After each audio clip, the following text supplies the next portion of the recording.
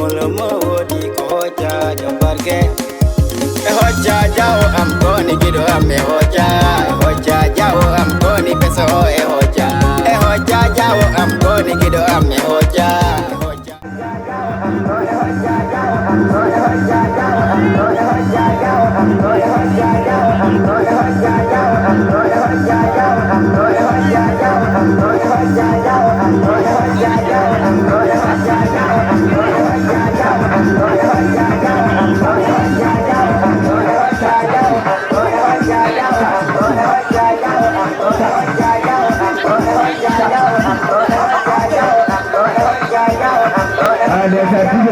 DJ para Goyara Ulun dari Kiligara para Goyara Banyak Kiligara para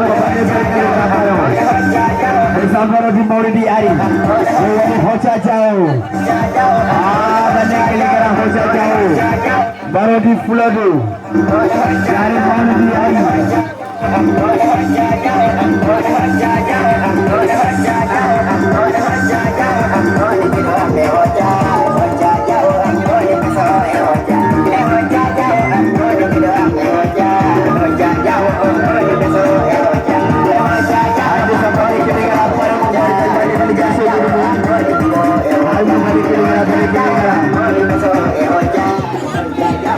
Wala balik Kiligara dulu juga ada di beri pala bola aku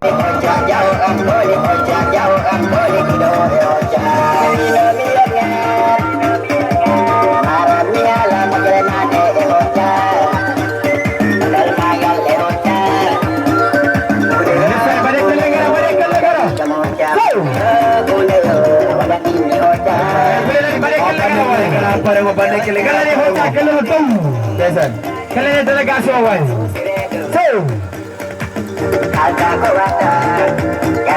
Desain kari Maulidi Ari. Hoca jauh.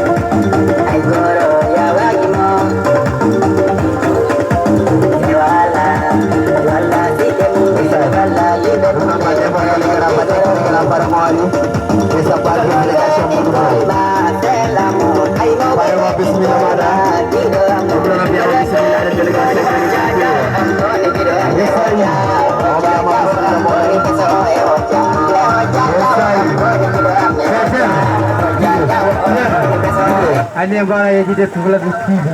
Wallahi Lagu TV dia sambil pakai ni. Dia sambil tadi melebu.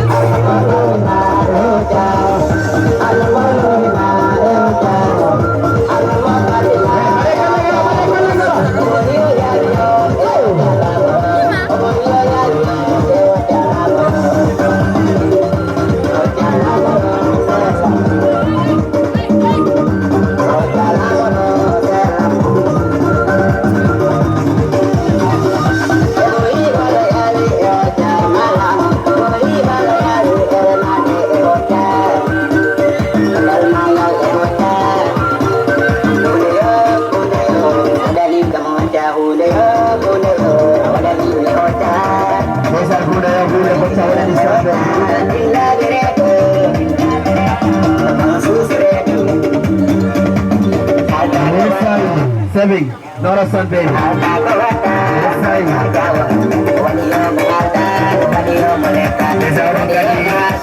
Para ngoy arti do he deuxième parent du woni Alassane Der woni Hoca jauh.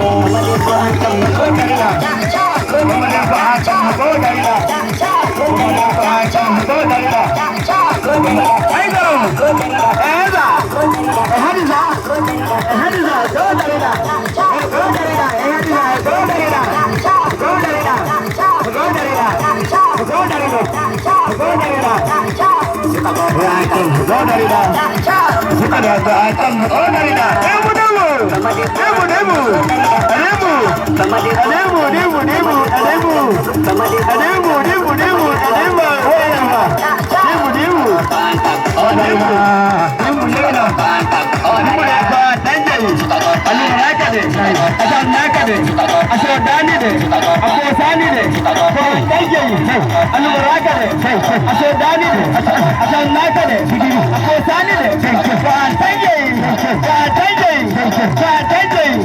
anu raka de aso dani de aso sani de anu naka de kaje anu raka de aso dani de anu baki de aso sani de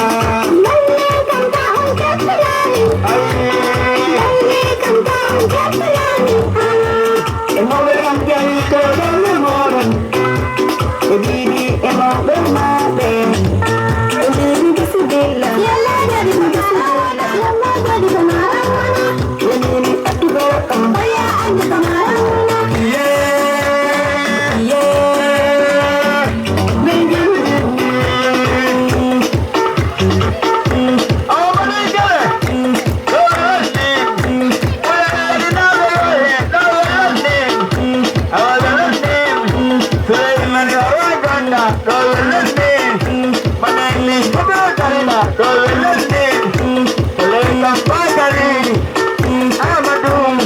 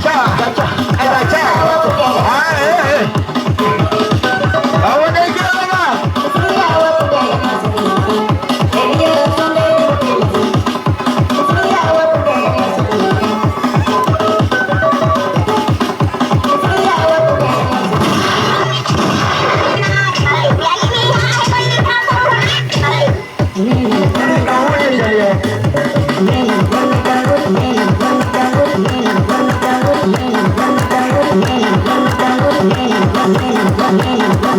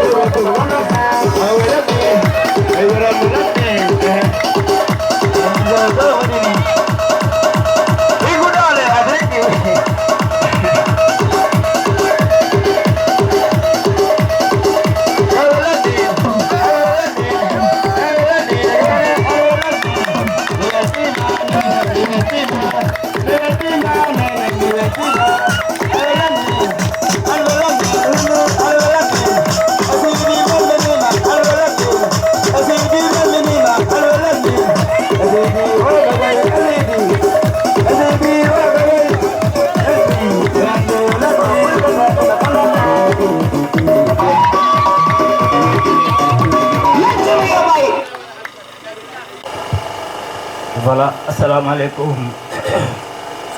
Musidal ulel dadi. Kadi fof en calmini jargao, en calmini halifa be dina be halifa be ada be ulel dadi be. Wallahi. Minodi nyaago ya fe seda. Mi ardina salminanu ndu bedo meden jinnabe be ulel dadi ngarben tawde do nder pojom do. Mi salmini Bakary e ɓe mbo wondi ɗon ɓe piw kañum ɓurmi andude minen hande to Biñaraɓe minen jetta Allah minen jetta ɓe ɓulel ɗaɗi minen jetta oɗo meɗen Jalijo an andi neɗɗo ko si anda han yawo Jalijo wallahi mais si ano andi han a yawota ko Jalijo tigi puisque enen ɗo piw ko pular muynuɗen kono o ko mboƴeɗa ko enen jeɗaka ɗum donc si neɗɗo ɗi waɗa an ko a wawata han si a yawima on han an a anda hoɗum jawiɗa donc Jalijo o min jarima min beltanimama aussi te minen mbaɗama encouragé e oɗo démarche mo ɓamɗa o e ngal ɗo meccal ngal ɓanɗangal e oɗo engagement mo joguiɗa e meccal ngal ɗo puisque hunde foof ɗi jogui darantoɓe si ɓen daranaki ɗum ha yirbat donc nak enen gandi Fuladu Jaliya wonani ɓawo si tawi noon on tawama e darantoɓe Jaliya han vraiment minen min mbawi ko jarde on min mbawi ko wadde on encouragé ko on fannu mi salminima tigui mais minen min beltima a feewi hoɗum taki weltare nde hande oɗo Jalijo ko Jamba Nura mbo wooda ko hande gandammi moni mais tawi mino humpamo pourquoi mino humpamo c'est parce que mbo jooɗi kancan mbo miiji mbo waɗani minen jimol walla mbo waɗani kam jimol par ce que min ko seeni mbiyetemi kono ko min woni hocca ko hocca woni min Biñaraɓe fof fonno ɗo wonde hande pour weltare nde oɗo Jalijo okki mbo amen o okki amen minen to Biñaraɓe mais mino sikki hocca e ɗo huɓe hoccaɓe piw en mbaɗat to préparé pour mbaɗen accueillir oɗo Jalijo to meɗen a Biñaraɓe wallahi o ña enen ɓurini hewde on doit se préparer à ça sabunte mbo waɗani en ñamande nde poɗɗen mbo yobde yo Allah newnu nak joɓen mo ñamande nde amin hande ko sabuma addi minen ɓulel ɗaɗi jinnaɓe am ɗin ɗo mamaji am ɗin ɗo kawji am ɗin ɗo miñira am reedu ɗin ɗo kono mi meeɗa ɗo hirde ko takke mi hirde ɗo han ko oɗo saabu ngal ɗo teddugal ngal oɗo okki vraiment oɗo amen neɗɗo mo ganduɗa ko nano amen ko ñaamo amen ko yeeso amen ko ɓaawo amen ɗum minen jettira ɗum Allah no feewi ay baɗe kele gara goɗɗo arata waɗa présenté délégation tigi sabu nak mi waali hande jallal ngal ha o wattu gooro miijimi est ce que hande mi heɓat hombo ɗorata kam mi arda e hocca min mbaɗa célébré nguɗo ñalngu wallahi ndeke nak ganduɓe teddungal ɗini ngoodi simi laari ɗum ɗo pi komin ga ko ardi ɗo e amen ko ɓen mi jaariɓe mi weltanimaɓe ko ni watte si tawi neɗɗo okkima moɗon teddungal jaɓe teddungal ngal teddi noon koye moɗon wallahi kala ngarɗo ɗo ɗamini peut être ko kañ ko miñira o hocca walla ko koro hocca walla ko ɗum ɗo hocca no wona ɗum piw ko teddungal hoccangal mbo tambi pisse han ko ni poɗɗen mbo waɗande en poɗnoɗo ardude karji mais en jetta Allah tan ko ni Allah hoddiriri si en kemnono paaɗeranɗoɗen ni hay ɓuranno ni ɗo hewde hande saabu ñalngu ngu jari ɗum mbaɗanaɗo ñalngu ngu o jari ɗum mbaɗɗo ñalngu ngu o jari ɗum ɗum noon enen jetta Allah o fof délégation gorko e debbo kala ko ari ɗo ma won gartuɗo e délégation he ɓulel ɗaɗi mi salmini on mi juurima kala ganduɗo ɓulel ɗaɗi ɗi andi ko saare cosaan won ɗo hande ɗum ɗo ko faaro sukaɓe en ponno wasde hejje e oɗo cours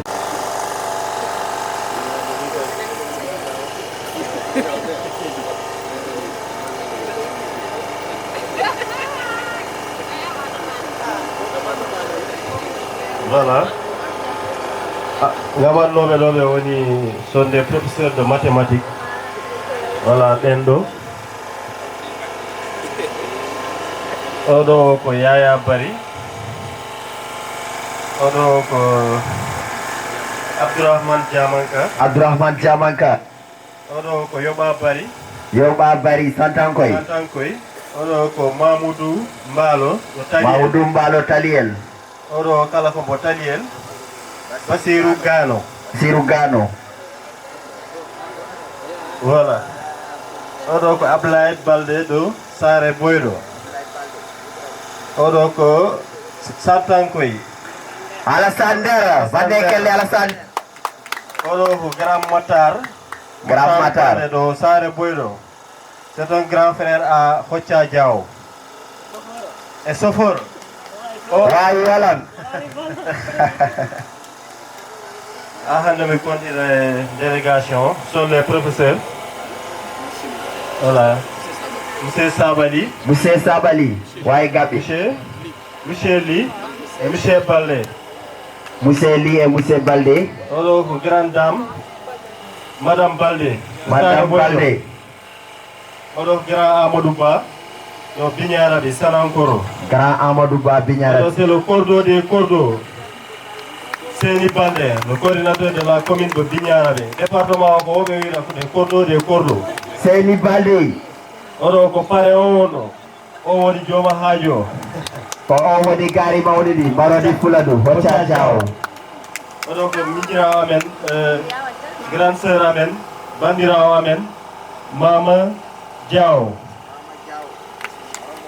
oɗo Sare Boyɗo ko grande sœur Hocca Diaw ok ɗum noon mo waɗanama kelle oɗo ko Ñimma Sissoko to Bignaraɓe Sare Mbemba Ñimma Sissoko oɗo ko madame Diaw ko debbo grand frère Hocca Diaw madame oɗo ko Mirawo Hocca lono c'est comment Binta Diaw bannemol o jii famille o ari ɗo ha heewi wari wadde sukori Hocca ndeysan kan noon tigui oɗo ko Adama Sissoko ɗo Bignaraɓe Sanankoro oɗo ko Ma Binta Balde oɗo ko c'est mon ancien élève Sare Boyɗo oɗo kala ko Dieynabou Balde merci Dieynabou waɗi déplacement depuis Sare Boyɗo ari ha Boulel Ladi merci waɗi Dieynabou oɗo no c'est comment oɗo Demba Yankuba Balde o kala koye délégation tawa Sare Boyɗo oɗo ko Yaya Diamanka chargé de la communication département de Médina Yoro Foulah allo GPS Yaya Diamanka Sare Gueladio commune de Bignaraɓe ko comment Diaw ko Fatou Diaw Sare Boyɗo encore Binta Kande une délégation, vraiment délégation, machallah. C'est la famille quoi. Merci beaucoup. Yes, I want to look at this man. Yes, I want to get the jike. Assalamu alaikum. Assalamu alaikum. Dental Saraya. Misalmini Jargambo Mamma Kande. Misalmini jeunesse sukaɓe ɓe. Misalmini délégation Hoccawa. Hocca ko neɗɗo mo gandumi. Min mbiyeremi ko Bakary Mballo. Ngonami kono waji o wi miɗo woda jambo lu tan miɗo woda bu bon miɗo salmina délégation Hocca o yakkiran seeɗa Hocca ko neɗɗo moƴƴo kono ko jawoto ko yettere jawode ala woni ko yakki ko vraiment jeunesse o miɗo salmina jeunesse ɓureɗaɗi o a bere wona seeɗa par ce que a yii ni foof wawi won han ko ka en goni sababu sabu ko ka en gara tawa si neɗɗo noon arama vraiment tawede han ko ma gona neɗɗo jaaƴƴo gona neɗɗo gudiriɗo donc miɗen on jaafunoran seeɗa ko wasde hewde yimɓe ɓe ko taki ɗum noon kala aussi ko hendu tade ɗum ko heewi ko sabu Allah ni andi ɗe fof tawi ɗo yimɓeɓe fof garno mais départ hendu ndu ndiyam ɗam saaki ko fof hire woyahoy ha hakkude imireya donc ko ɗum woni Hocca paama ko ɗum woni ko tardini jeunesse o hen seeɗa diwani no mbiɗon ni Jalijo woni artiste meɗen o vraiment eɗen du'anombo yo Allah dandumbo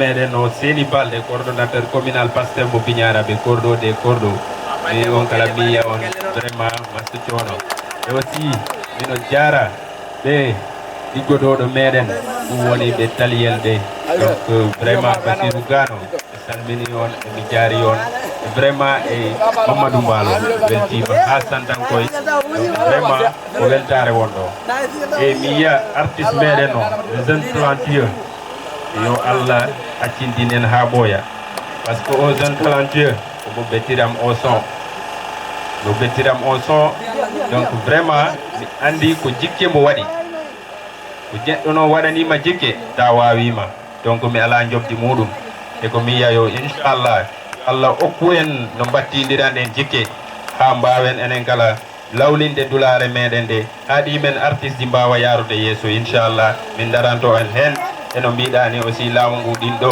korɗo ɗimen artiste ji enen poɗi ɗi ɓeydude wadde valorisé inchallah e en ɓeyɗa hen darade donc aussi notre grand Amadou Ba vraiment merci beaucoup a jarama hande o wattu ɗo ni fonnora au moins aɗa howridi mais ari aɗa howri en ha ɗo donc min mbiyama jarama Buy donc minen jara aussi parrain meɗen o goro o ɗum woni Bakary Mbalo donc onon fi minen calmini on vraiment min beltima donc mi yiya yo Allah accindinen ha ɓooya juura inchallah.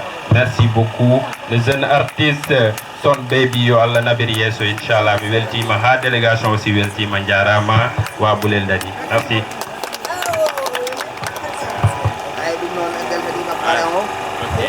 Yes sir, balale kala Son Baby man. Onon gandi Hocha Jaw. Kala monanda imaro kayimi hori wala jimaro. Odo wi kabi Son Baby agwa nafiki bimi hoko mwe mi makabiro wani mi bame yiba na so asadi kabi yiba doko wani. Bima wana mu de anya mataka ma. Odo so mako gagi timoga. Naranga. Ta seki do bila alari ang katawa Hocha tawa. Billahi. Bimi mo Hocha. Biwaina ki mo jimo so lamda der andi du. Biwaina ki mo. Bimo wara ka mai buru. Bimi wido mo dum do jarani kaw. Min dum gai hunde min ko mi sempul rek min ko ay hunde mi wonani. Hewani mo anda kam wadi Jakarta hunde mi wadi andi hunde way mais dum do ko ay hunde grand billahi khalis ko kasala woni min ko bawna ardan ga mi teddungal ko do haadi ono bi garon haaga teddin don kam joni man pommi hande ni ko mi goddo ko wonani mina tori jaafo don kam kala tam keddo hen tampere mina tori jaafo kam mi anda ko mi wadi on dum mi tori jaafo don ga wana Hocha odo ko gido Son Baby abadan daiman te onon kala wonbe do wi mi marki on te inshallah mine modon ko komba ko jam tan e kisal komba jam e kisal mi wata rekile mine won billahi yesay mi ko ni kanini no wi mi soko no wi demba je ala accu pikure wala pel ma way séparé man digante ayen e mane kala nga rasul ala jam ne na umbelta ma yesay ne jam ni yalla faabo jam so waral lo fada ha son dambor do amantere don inshallah Hocha wi kam yo Son Baby amantani oda amantani gaddu ko odo musido makko kono non te inshallah son damordo ko doso sak anami wadana masa Hocha Jaw sak anami wadana masa Hocha Jaw te inshallah nene am afala hanyaayan hore ma si Allah jabi inshallah Son Baby hamana lebde kala ko bima mi wadan warat inshallah billahi mane kellengal Merci joni joni baynito mais nak do mi waynirade mi jarat grand sœur amo parce que ko giwdo depuis Mbour onon gandi lawgol metti bari boyo ko maran dowra mi e odo nde do weltare vraiment mino jara buy no mbiɗani ko promesse mo mbaɗɗa minen padi bo inchallah Son Baby donc min balno waynirade min mbiya min beltima ha ko ɗo haadi jarama buy son yo Allah wat jam Bulel Dadi ɗo merci. Ok. Esa weltama. Sofia weltama. Bye babu weltama. Yesai. Bye babu. Yesai. Orang papa weltama. Yo ba orang papa. Esko weltima. Yesai. Sulaiman. Engkara do hajago. No, Son Baby. Engkara hajago. Son Baby. Yes, merci. Son Baby. Yesai, Son Baby. Son Baby. Ya. Son Baby. Bada dimbo. Esko embata dagman. Bada dimbo. Besus juga ada ini. Oh pari memelon. Esko pari. Dimbo. Ayo, DJ apa lagi? Son Baby. Anda buat yang besok yo. Hocha Jaw am koni gido ame Hocha